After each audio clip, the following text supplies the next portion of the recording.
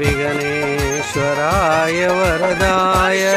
सुरप्रियाय लंबोदराय सकलाय जगदिताय नागाननाय श्रुतियज्ञविभूषिताय गौरीसुताय गणनाथ नमो नमस्ते भक्तार्तिनाशं पराय गणेश्वराय सर्वेश्वराय सुभदाय सुरेश्वराय विद्याधराय विकटाय च वामनाय